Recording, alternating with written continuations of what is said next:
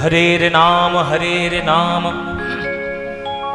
नामैव केवलम् कलौ नास्तेव नास्तेव नास्तेव गतिरन्यथा नास्तेव गतिरन्यथा।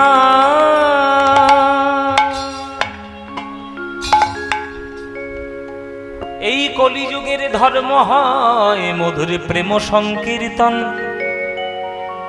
সংকীর্তন হইতে হয় পাপ বিনাশন, আর হয় চিত্ত শুদ্ধি সর্বভক্তি সাধন উদ্গম। এই কলিযুগের ধর্ম তাই মধুর প্রেম সংকীর্তন। সংকীর্তন রসের প্রবর্তক আমরা শ্রীকৃষ্ণ চৈতন্য। সেই চৈতন্যের সংকীর্তন যজ্ঞে তারে যে ভজে সেই হয় ধন্য। জয় নিতাই। উপস্থিত সকল কৃষ্ণ অনুরাগী গৌর ভক্তবৃন্দের চরণে আমার কোটি কোটি দণ্ডবৎ প্রণাম। আমার সকল গুরুবর্গের শ্রীচরণে আমার শত সহস্র কোটি দণ্ডবৎ প্রণাম। এই দক্ষিণখণ্ড গ্রামে আজকে 24 প্রহরের প্রথম দিনে আপনারা সবাই একত্রিত হয়েছেন কীর্তন গান আস্বাদন করার জন্য। কীর্তন গান আমাদের বাংলার সর্বশ্রেষ্ঠ মনের সম্পত্তি। সবার ভালো লাগার, সব থেকে বেশি ভালো লাগার গান কীর্তন। তাই 500 বছর পেরিয়ে গেছে, এখনো গ্রামে গ্রামে কীর্তন কখনো বন্ধ হয়নি। অনেক গানের ধারা এসেছে, কয়েক বছর রাজত্ব করেছে, আবার চলেও গেছে। কিন্তু যেখানে ঈশ্বরের সরাসরি করুণা একেবারে প্রভাব বিস্তার করে আছে, সেটা কখনো মানুষের মন থেকে দূরে সরিয়ে দেওয়া যাবে না। সেটা হচ্ছে একমাত্র কীর্তন গান। আর আপনাদের আশেপাশে চারিদিকে এত কীর্তন হয়। আমি মানে পশ্চিম বর্ধমানের এমন কোনো এলাকা নেই যেখানে আমি গান করতে যাইনি। আপনাদেরই দক্ষিণ খণ্ডে একবার এসেছিলাম 2017 সালে। ওইদিকে একটা ব্যক্তিগত কোথাও একটা অনুষ্ঠান ছিল বোধহয়, সেইখানে এসেছিলাম।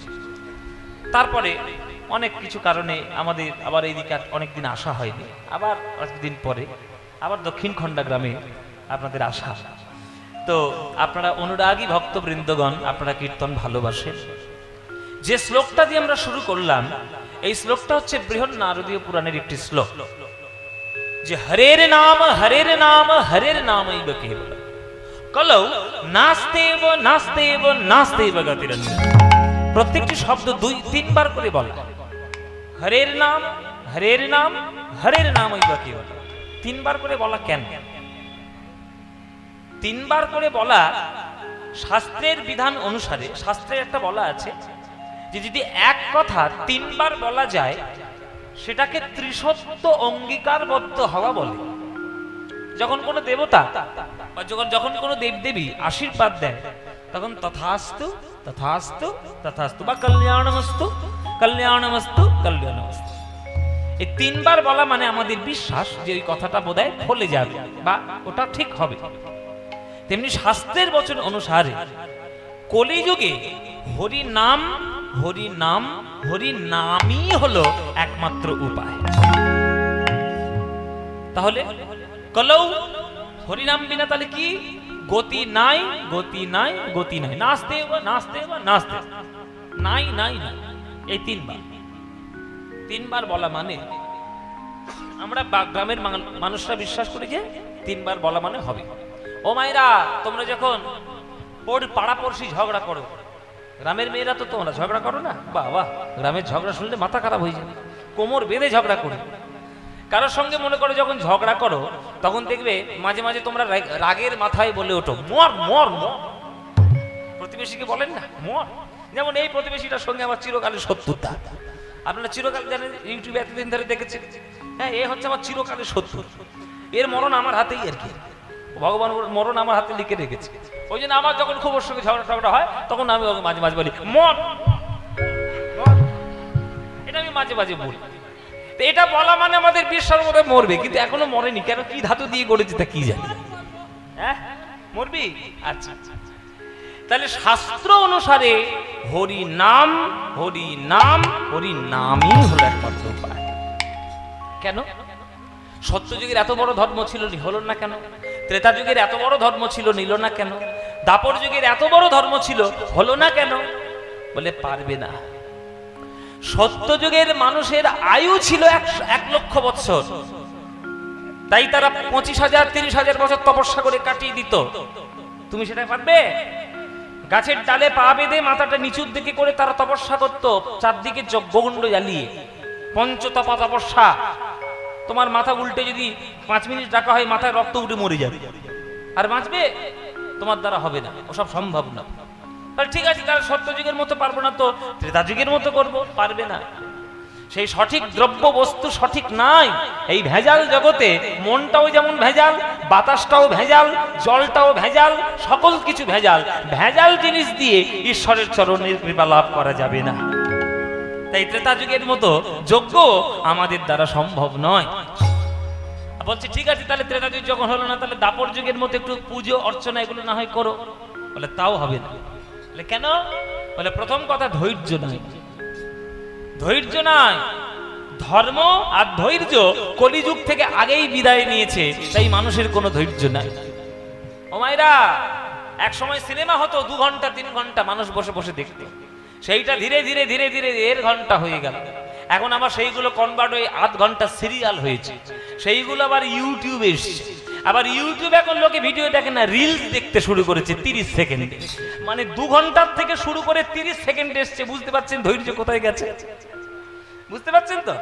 তাহলে আপনি ধৈর্য ধরে আপনি যে একটা ভগবানের নাম গান করবেন, একটু ঠাকুর ঘরে বসে আপনি ভগবানের একটু পুজো করতে বসেছেন, অমনি আপনার নাতি নাতনি এসে গলা জড়িয়ে ধরলো, ঠাকুমা আমাকে নিয়ে একটু খেলা করবে চল, ব্যাস আপনার পুজো লাঠে উঠলো, মাথায় উঠলো। তাহলে না পারবেন আপনি সত্যযুগের মতো তপস্যা করতে, না পারবেন ত্রেতা যুগের মতো যজ্ঞ করতে, না পারবেন দাপর যুগের মতো পুজো অর্চনা করতে। আপনার যারা যেটা সম্ভব সেটাই শাস্ত্রে লিখে দিয়ে গেছে, যে কলিযুগের মানুষ স্বল্প আয়ু, রোগগ্রস্ত, সংকীর্ণ মানসিকতা, তারা কিভাবে ভগবানকে পাবে না? মাত্র 24 ঘন্টা, একটা দিন যদি তারা ঈশ্বরের চরণে সমর্পণ করে নিজেকে হরিনাম সংকীর্তনের মধ্যে মত্ত করে রাখতে পারে, তারা করুণা পেতে পারবেই পারবে। যস্মিন দেশে যদাচার, যেমন দেশ তেমন আচার। এই রাজধানী এক্সপ্রেসটা করতে গেলে যেখানে সেখানে চাপে যাবে। সুতরাং এই ব্যাপারটা যদি আমরা বুঝে নিতে পারি, তাহলে কলিযুগের জীবনটা আমাদের ধন্য হবে। তাই ভগবানের চরণে নিজেকে একটু সঁপে দেওয়ার চেষ্টা করুন, ভগবানের চরণে একটু সৎভাবে নিজেকে নিবেদন করার চেষ্টা করুন। কেননা ভগবানই আপনার জন্য, ভগবান এই জগতের প্রেম নিয়ে এসেছেন। সে প্রেম যদি আপনি গ্রহণ করতে না পারেন, তাহলে কিভাবে হবে? তাই সবসময় মাথা নিচু করে রাখার চেষ্টা করবে। আমরা সবাই মা শিক্ষা দিচ্ছি যে মাথা উঁচু করে চলবি, কারোর কথা শুনবি না, মাথা উঁচু করে যাবি। আরে মাথা উঁচুটা করতে গেলে আগে মাথাটা নিচু করতে হয়।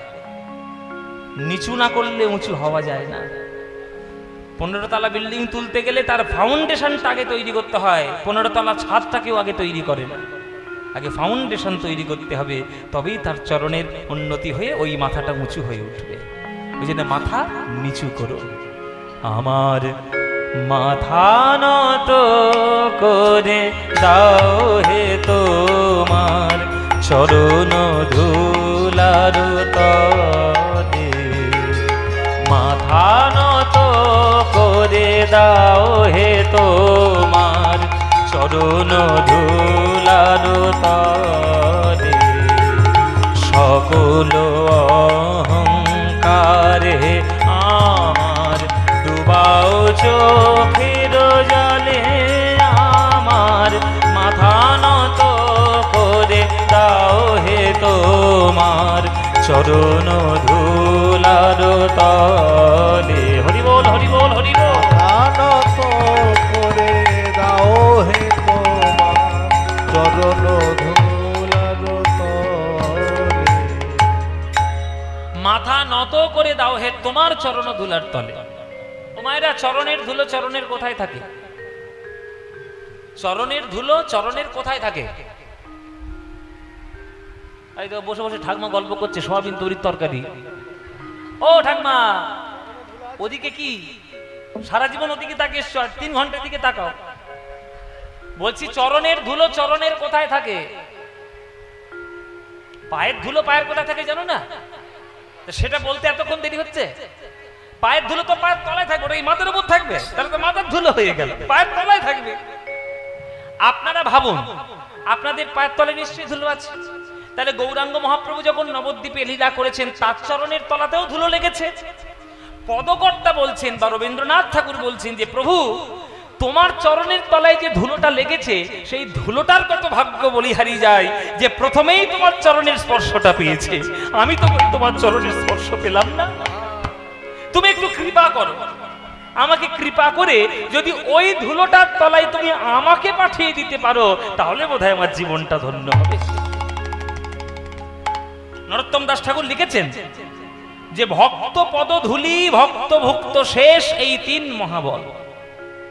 বৈষ্ণবেরও পদধূলি তাহে মোর স্নান কেলি, বৈষ্ণবের নামেতে উল্লাস তর্পণ মোর বৈষ্ণবের নাম, বিচার করয়ে মনে ভক্তিরস আস্বাদনে মধ্যস্থ শ্রী ভাগবত পুরাণ।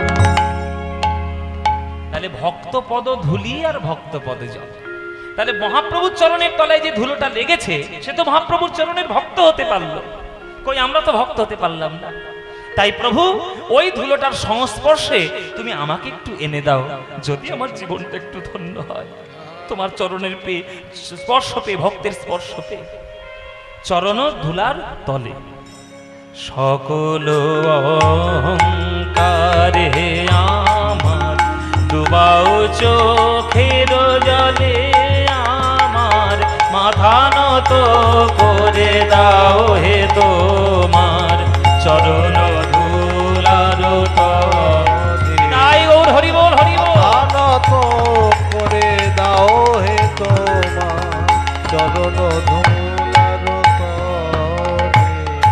নিজের গৌরবদান নিজের কে বলি করি অপমান, নিজের করিতে গৌরবদান নিজের কে বলি করি অপমান।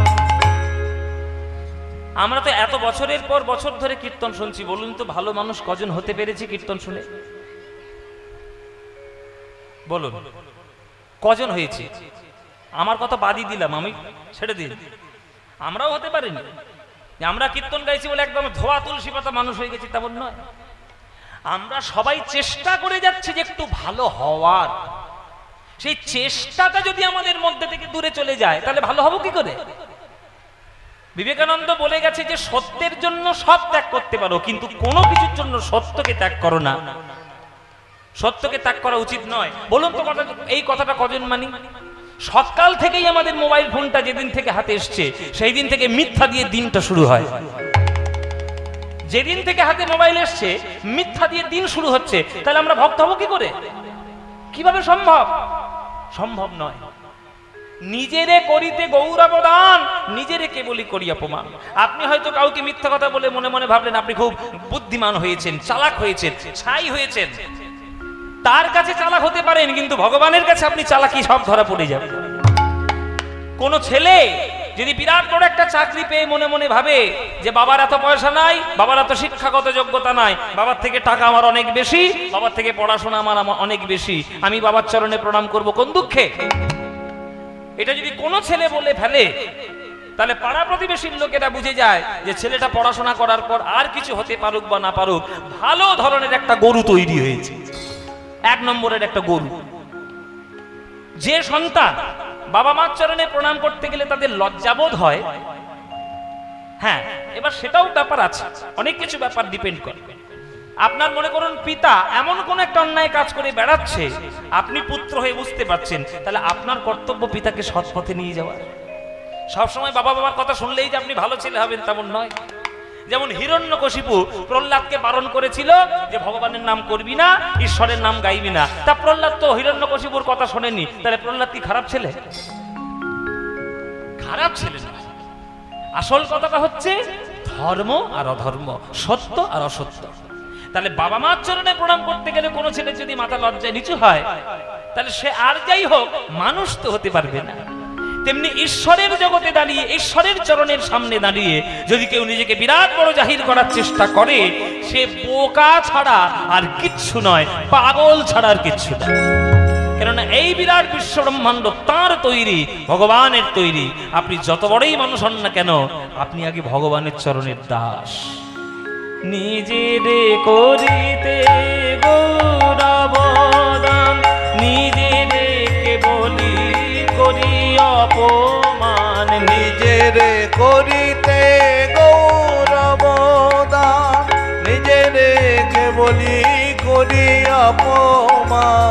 আপনারে শুধু ঘেরিয়া ঘেরিয়া ঘুরে মরি পলে পলে, আমার মাথা নত করে দাও হে তোমার চরণ ধুলার তলে, চরণ ধুলার তলে।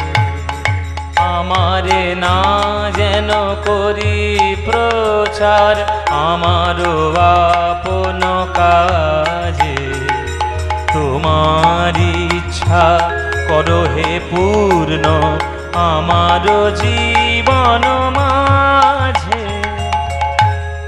আমরা শুধু গানগুলো শুনেই যাই, মানে কেউ আমরা বিচার করার চেষ্টা করি না। এখন পড়লো কথা সবার মাঝে, তার যার কথা তার গায়ে বাজে। এখন সব সত্য কথাগুলো চলে লোকের সামনে ধরলে যার কথা তার গায়ে বেজে যাবে, কি করবো? কিছু তো করার নেই। কিন্তু সত্য কথা সত্য কথার মতো বলতে হবে, সেখানে কোনো অস্পষ্টতা থাকলে চলবে না। একটা হরিণ বাঘের থেকেও জোরে দৌড়াতে পারে, কিন্তু তবুও হরিণ মারা পড়ে সবসময় বাঘের হাতে। কেন? হরিণের মাথার শিংয়ের জন্য। শিংটা যেমন তার সৌন্দর্যের কারণ, শিংটাই হলো তার মরণের কারণ। বাঘ তাড়া করলে কোনো কিছুতেই আটকায় না, ওই শিংটাই লতাপাতায় জড়িয়ে যায়। তেমনি আত্মসম্মান, আত্মমর্যাদা, আত্মবিশ্বাস এগুলো থাকা ভালো, কিন্তু কোনো প্রকারে আত্ম অহংকার থাকা ভালো নয়। তাহলে মায়ারূপী বাঘ এসে হালুম করে গলায় ধরবেই ধরবে। তাই আপনি যা করছেন, আপনি যা করেছেন, আপনি যা করবেন, সবকিছু প্রি প্ল্যান। আপনারা যারা গান শুনতে এসছেন বাবা, আপনারা তো শিক্ষিত মানুষ, আপনাদের হাতে এখন মোবাইল, মানে সবাই মোটামুটি অনেক কিছুই জানে, গুগল করে সব দেখে নিতে পারে। আপনারা সবাই জেনে রাখুন, we are all pre plan. যেটা আপনি আজকের ভাববেন ঠিক তার বিপরীত ঘটবে। তাহলে আপনি তো ভাবলেন, প্ল্যান করলেন, তাহলে ঘটালো কেউ বিপরীতটা, কেউ একজন প্ল্যান করে রেখেছে আগের থেকে। সফটওয়্যার, যেমন একটা বিজ্ঞানী সফটওয়্যার কাজ করলে কম্পিউটারে, আপনার কথা মতো সে চলবে না, সে সফটওয়্যারের মতো চলবে। তেমনি ভগবানের সফটওয়্যারে আমরা সবাই চলছি।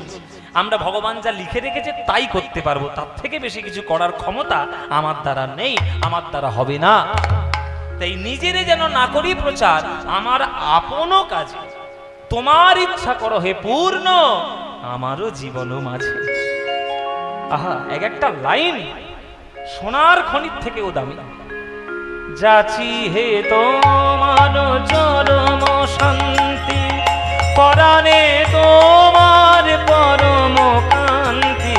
যাচি হে তোমার চরম শান্তি, পরাণে তোমার পরম কান্তি।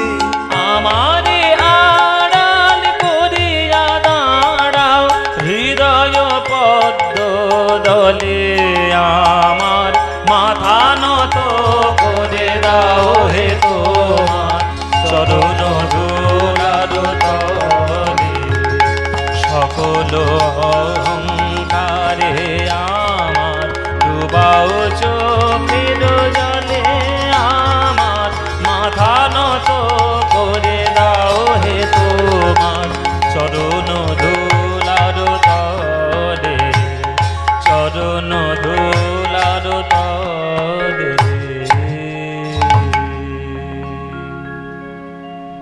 তাই চরণ ধুলার তলে মন ডুবাই দিন। তাই বাবারা, মায়েরা, চরণের যার ধুলো পেলে জীবন ধন্য হবে, সে আমার গৌরাঙ্গ মহাপ্রভু। তাই যেখানে যাবেন, যেখানে থাকবেন, যে অবস্থাতেই থাকবেন, গৌর ছাড়া যেন আপনার জীবনের কেউ গতি না হয়। অফিসে যান, কাছারি যান, ব্যবসা করুন, অফিস বাইরে ঘাটে বেড়াতে, সব জায়গায় সময় যখনই পাবেন একটু গৌরাঙ্গের নাম করবেন, দেখবেন জীবন ধন্য হয়ে যাবে। একটা আপনাদের একটা আমি প্ল্যান বলে দিই, ও মায়েরা সবাই শুনে নিন প্ল্যানটা। 24 ঘন্টার মধ্যে 23 ঘন্টা সংসারের জন্য দিন। টাকা পয়সা, ব্যবসা বাণিজ্য, পড়াশোনা, হ্যাঁ, ঘর বাড়ি, বাবা মা, ছেলে মেয়ে সব খেয়াল 24 ঘন্টার মধ্যে 23 ঘন্টা করুন। অথচ জেনে রাখবেন ওই 23 ঘন্টার জিনিস জীবনে আপনার সঙ্গে কোনোদিন যাবে না। 23 ঘন্টা ওদের জন্য দিয়ে দিন, সংসারের জন্য দিয়ে দিন। মাত্র 1 ঘন্টা মন্দিরে বসে গুরু পাদ পদ্ম স্মরণ করে 1 ঘন্টা অন্তত নিজের জন্য দিন, আর ভগবানের সঙ্গে একটু সময় কাটান। এই যে 1 ঘন্টা আপনি সময় কাটাচ্ছেন, এটাই যে আপনার জন্ম জন্মান্তরের কত বড় পুঁজি হয়ে আপনি ভগবানের করুণাকে গ্রহণ করতে পারবেন, আপনার কল্পনাই নেই। সুতরাং 1 ঘন্টা অন্তত গৌরের জন্য দিন। তাই সবাই বাবারা মায়েরা যখনই সময় পাবেন প্রাণ ভরে একটু গৌরাঙ্গের নাম গাইবেন। ভজ গৌরাঙ্গ কহ গৌরাঙ্গ লহ গৌরাঙ্গের নাম রে, ভজ গৌরাঙ্গ কহ গৌরাঙ্গ লহ গৌরাঙ্গের নাম রে। এই গানটা ভালো লাগে কি আপনাদের? তাহলে গাইবো, নইলে বন্ধ করে দেবো। গাইবো মায়েরা, বাবারা গাইবো। ভজ গৌরাঙ্গ কহ গৌরাঙ্গ লহ গৌরাঙ্গের নাম। এই গানটা ভালো লাগে মায়েরা? সত্যি বলছো? সিরিয়ালের দিব্যি, সিরিয়াল না দেখলে ঘুম হয় না, তা কি বলবো। সন্ধ্যেবেলা করে প্রত্যেকের বাড়িতে কি চলে আমার জানা আছে। ওই ফুল কি চলে, আর মনুর আগের ছোঁয়া চলে। তারপর এখন আবার কি উঠেছে, গীতা এলএলবি নাকি, ওই সর্বনেশে জিনিসগুলো দেখছো আর মাথার মধ্যে যত জঞ্জাল ঢোকাচ্ছ। এই প্রত্যেকটা ঘরে আছে অশান্তি শুরু হয়েছে সিরিয়ালের জন্য। আপনাদের হয়তো গায়ে লাগবে, আপনারা দেখেন তো, আপনাদের গায়ে লাগবে, কিছু করার নেই। আমরা কীর্তনীয়রা আমরা সোজা দাঁড়াবো, সত্যি কথা বলবো, যে গায়ে লাগবে লাগবে, আমার দেখার দরকার নেই। সিরিয়াল প্রত্যেকটা সংসার অশান্তি ঢুকিয়েছে।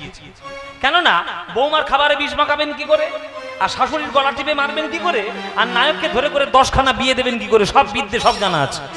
ওই সিরিয়ালই আপনাদের দিচ্ছি, যেমন দেখা তেমন আপনাদের শিক্ষা হবে। তা কি করবে, ওইগুলো বাদ দিন। এই দক্ষিণ খন্ডা গ্রামে এতগুলো মন্দির আছে, ধর্মরাজের মন্দির, রাধা কৃষ্ণের মন্দির, রক্ষাকালীর মন্দির, শিব ঠাকুরের মন্দির। মন্দিরগুলো কি মুখ দেখতে করেছে নাকি? নিজেরা আসবেন, খোলকট্টাল সঙ্গে নিয়ে নিজেরা সন্ধ্যেবেলায় করে কীর্তন করবেন নিজেদের গ্রামে, তবেই জীবনটা ভালো হবে।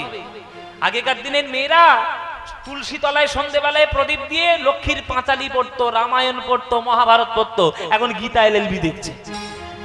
তা ওদের সর্বনাশ হবে না তো কি হবে? ওসব সর্বনাশে সিরিয়াল দেখে লাভ নাই। মায়েরা একটু মানুষ হওয়ার চেষ্টা করুন, হ্যাঁ, উদার ভাবে মানুষ হন। তার জন্য গৌরাঙ্গের চরণ দরকার। তা বলুন, কীর্তন বেশি ভাল লাগে না সিরিয়াল বেশি ভাল লাগে? কীর্তন, সত্যি তো? তাহলে ভজ গৌরাঙ্গ কহ গৌরাঙ্গ লহ গৌরাঙ্গের নাম রে, এটা নিশ্চয়ই ভাল লাগে। এ গান হলো বাঙালিদের মনের গান, প্রাণের গান। এ গান আপনাদের যাদের যাদের ভাল লাগে না, উলুধ্বনি দেন জোরে জোরে একবার।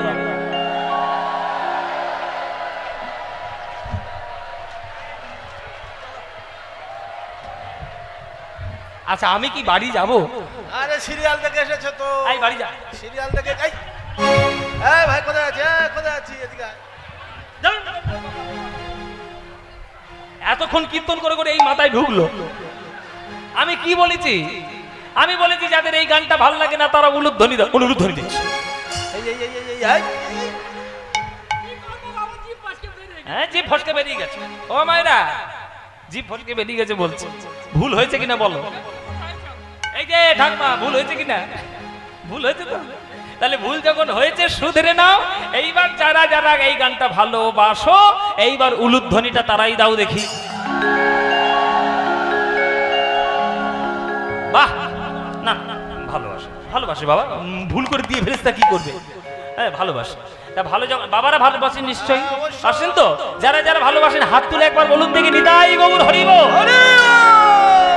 বাহ, তাহলে সবাই যখন ভালোবাসেন করতালি দিয়ে এই গৌরাঙ্গের নামটা আমরা সবাই মিলে আজকের গাইব। গাইবেন তো নাকি? এমন জোরে জোরে গান গাইবেন উগড়া থেকে অন্ডাল যেন সব বন্ধ হয়ে যায়। চলো সবাই মিলে গাই। ভজ গৌরাঙ্গ কহ গৌরাঙ্গ লহ গৌরাঙ্গের নাম দে। বলো ভজ,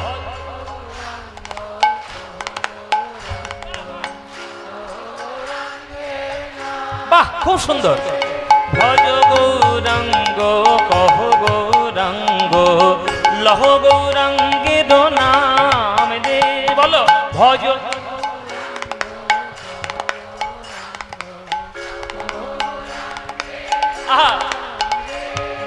যে জনা গৌরাঙ্গ ভজে সে হয় আমার প্রাণ রে।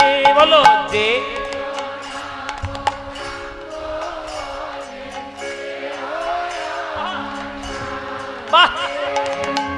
প্রভাতে কানে হা গৌরাঙ্গ যে বলে একবার রে প্রভা,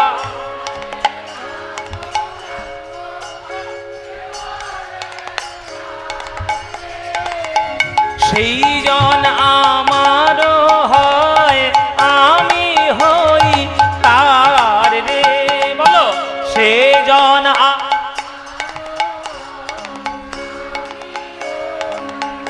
খুব সুন্দর। এবার হাত তুলে ভজ গৌরাঙ্গ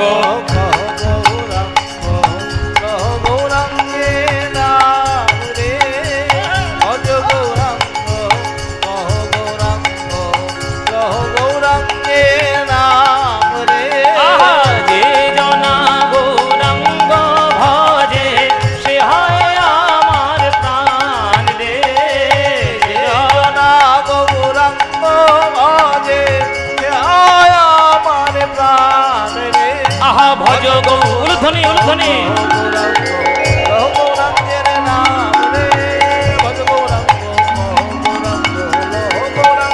নিতাই গৌর হরি হরি হরি গৌরাঙ্গের নাম রে ভজ গৌরাঙ্গ গৌরাঙ্গের নাম রে। বল কি বলছে?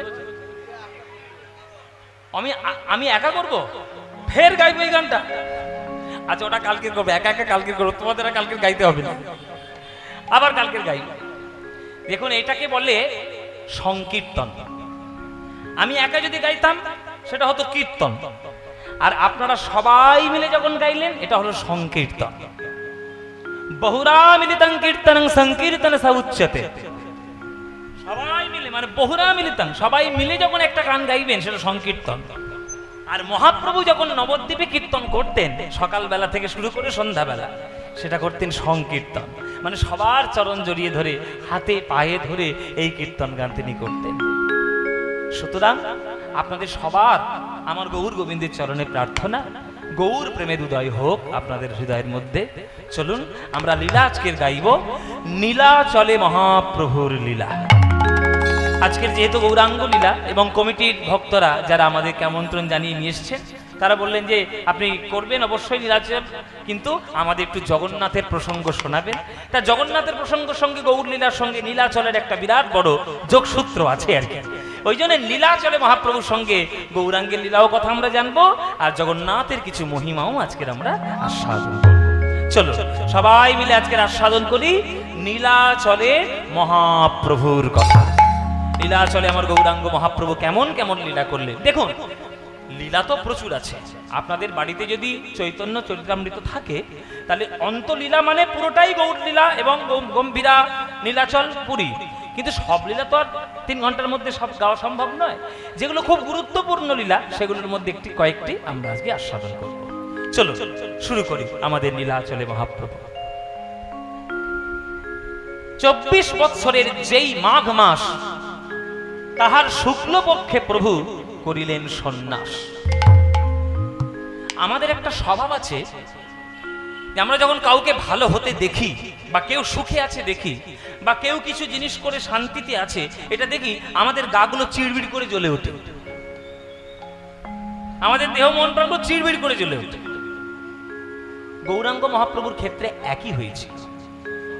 গৌরাঙ্গ মহাপ্রভুর এই যে ভুবন ভোলানো হরিনাম সংকীর্তন, সেই সংকীর্তন যখন মহাপ্রভু সব জায়গায় করতেন, তখন অনেক নবদ্বীপবাসীর মনে হতো যে এই নিমাই সংসার চালানোর জন্য, মা আর স্ত্রীর মুখে অন্ন তুলে দেওয়ার জন্য কীর্তনের দল পাকিয়েছে। শাস্ত্র বোঝে না, বেদ বেদান্ত কিচ্ছু পড়ে না, শুধু দিন রাত লোকের পায়ে ধরে শুধু হরি আর হরি, ওই হরি হরি করে দিন কাটালে দিন যাবে। গরুর চামড়াগুলো কেটে কেটে খোল করেছে, আর কাঁসার থালা কেটে কেটে করতাল বানিয়েছে, সেইগুলো নিয়ে এখন কীর্তন শুরু করেছে, বলে নাকি জগৎ উদ্ধারের কাজ করছে। নানান ধরনের সমালোচনার কথা আমার নিমাইকে শুনতে হয়েছে।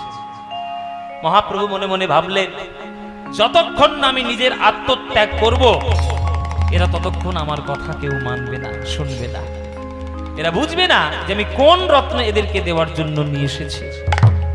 তাই 24 বৎসরের যেই শেষ মাঘ মাস, তাহার শুক্ল পক্ষে প্রভু করিলেন সন্ন্যাস। নবদ্বীপ হতে গৌরাঙ্গ মহাপ্রভু চলে যাচ্ছেন। বিষ্ণুপ্রিয়ায় আমার চরণে জড়িয়ে পড়ে রয়েছেন রজনীতে।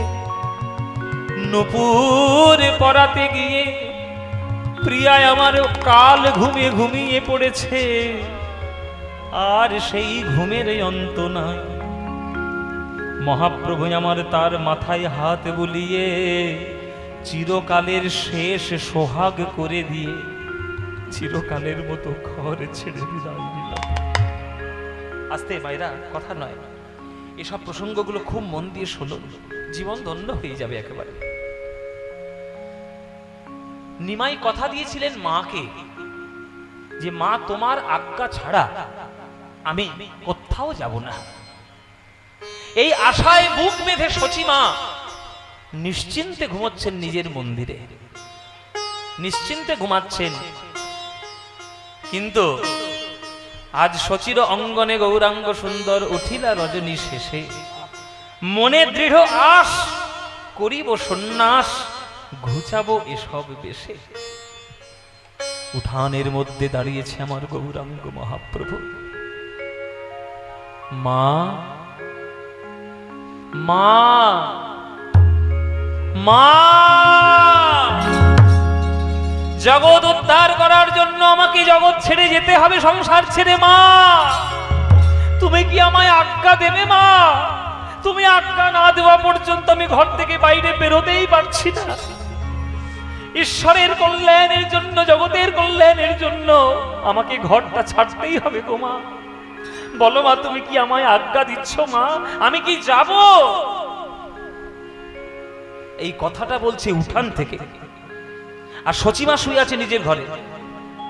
ঠিক তখনই সচিমা একটা স্বপ্ন দেখছেন। কি স্বপ্ন? স্বপ্নে দেখছেন যে বৃন্দাবন থেকে কোন একটা কোকিল পাখি উড়ে এসে তার ঘরের চালের উপর বসেছে, কুহু কুহু কুহু করে ডাকছে। তখন সচিমা ঘুমের ঘরে সেই কোকিল পাখিকে উদ্দেশ্য করে মা আমার বলছেন, কি বলছেন? ওরে ব্রজের কোকিল ব্রজে যারে, ওরে ব্রজের কোকিল ব্রজে যারে, ওরে হেথায় কেন এলি উড়ে, ব্রজের কোকিল ব্রজে যারে, ওরে হেথায় কেন এলি উড়ে, ব্রজের কোকিল ব্রজে যারে। সচিমা ঘর থেকে বলছে, ব্রজের কোকিল ব্রজে যা, ব্রজের কোকিল ব্রজে যা, ব্রজের কোকিল ব্রজে যা। আর নিমাই ওই উঠান থেকে শুনতে পাচ্ছে শুধু একটাই শব্দ, ব্রজে যা, ব্রজে যা, ব্রজে যা। নিমাই আমার মনে মনে ভাবল, মা যদি সত্যিকারে ঘুমাইয়ে থাকবে তাহলে এক কথা তো 3 বার বলবে না। 3 বার বলেছে মানে মা আমারে জেগে আছে, কিন্তু বাইরে বেরিয়ে এসে বিদায় দিতে কষ্টের হবে, তাই মা আমার কিছু বললেন না, বাইরে এলেন না। ঘরেই রইলে। চিরকালের মতো নিমাই চলল। হঠাৎ করে মধ্যরাত্রে বিষ্ণুপ্রিয়ার ঘুম ভেঙে গেল। বিছানায় হাত বুলিয়ে দেখলো সোনার চরণ, সোনার নুপুর পড়ে রয়েছে, সোনার চরণ নাই। মায়ের কাছে ছুটে এলো বিষ্ণুপ্রিয়া, মা এখনো তুমি ঘুমিয়ে রয়েছো, তুমি তাড়াতাড়ি সর্বনাশ হয়েছো, তুমি ওঠো, তোমার ছেলে আর আমাদের মধ্যে নেই, তোমার ছেলে চলে গেছে চিরকালের মতো আমাদের ছেড়ে। কি বলছো বৌমা? কোথায় গেছে নিমাই? আমার আজ্ঞা না নিয়ে সে কোথাও যাবার ছেলে নয়, এমন অবাধ্য ছেলের জন্ম আমি দিইনি। ও বলেছিল আমার সব কথা মেনে তবে যাবে। কোথায় নিমা? ঘরের মধ্যে লুকিয়ে আছে কিনা দেখো। বড় দুষ্টু ছেলে, ছোটবেলা থেকে লুকোচুরি খেলতে ভালোবাসে। ওরে নিমাই, তোর দাদাটাও আমায় ছেড়ে চলে গেছে, আর তুইও চলে যাচ্ছিস নিমাই। নিমাই, নিমাই, নিমাই।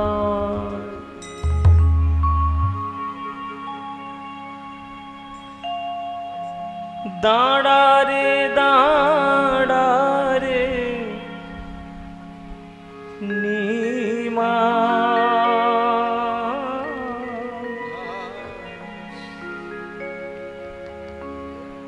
তোর চাঁদ মুখ একবারে দেখি রে নিমা, একবারে দাঁড়া রে।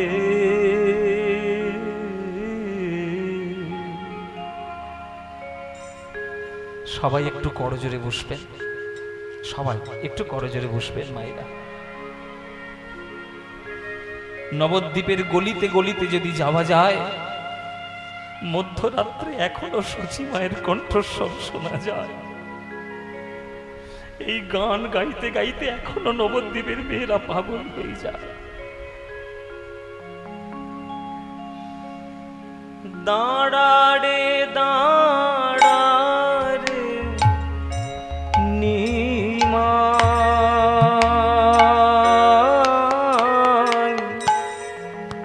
তোর চাঁদ মুখ একবারে দেখি রে নিমা,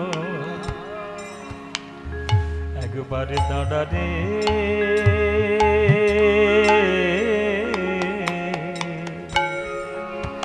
দাঁড়া রে দাঁড়া রে নিমা, তোর চাঁদ মুখ দেখি রে নিমা, একবারে দাঁড়া রে।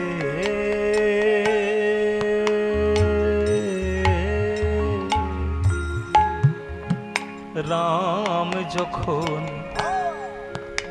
বনে গেল নিমা, সঙ্গে নীল সীতা। নিমাই রে, ত্রেতা যুগে রামায়ণে ওই রাম যখন বনে গেল নিমাই, সঙ্গে নিল সীতা। কিন্তু তুমি যবে গেলে গো নিমাই, নিলে না বিষ্ণুপ্রিয়া বধূ মাতা নিমা, একবার দাঁড়া রে।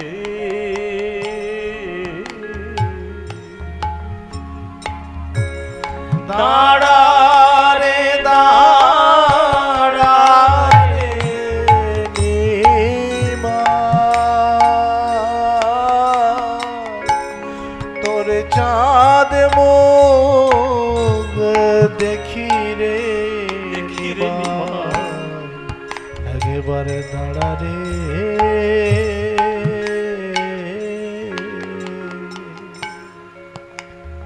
আপনারা যারা মায়েরা আছেন, এ কষ্ট তোমরাই বুঝতে পারবে মায়ের, আর কেউ বুঝবে না।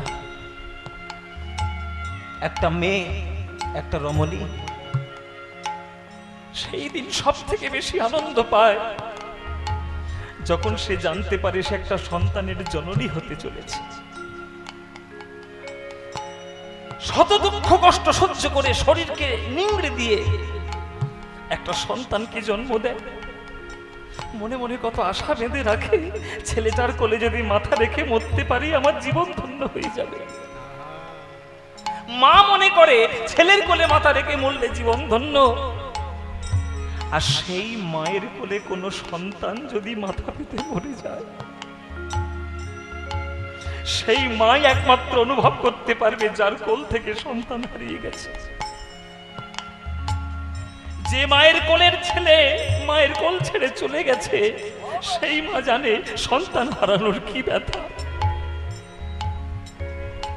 তাই সচিমা বলছে, নিমাই রে, তোর 8টা দিদি আমার কোল ছেড়ে চলে গেল, তোর দাদাটাও তাড়াতাড়ি সংসার ত্যাগী হয়ে গেল, সেই দেখে তোর বাবাটাও তাড়াতাড়ি চলে গেল রে। আর নিমাই আমাকেও কাঙাল করে তুইও চলে গেলি। খুব পণ্ডিত হয়েছিস না, বড় পণ্ডিত হয়েছিস। লোকে বলে যত বলুক নিমাই পণ্ডিত তুমি,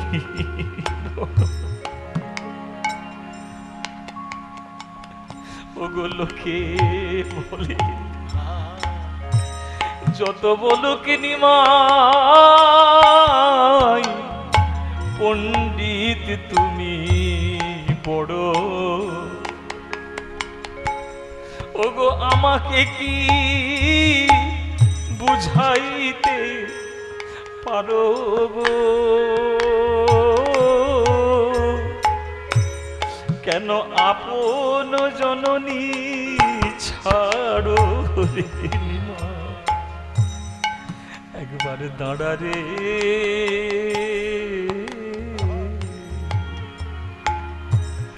দাঁড়া রে, দাঁড়া রে, নিতাই গৌর হরি বল, গৌর হরি বল। চাঁদে মুখ দেখি রে নিমাই, দাঁড়া রে নিমাই, দাঁড়া রে নিমাই, দাঁড়া রে।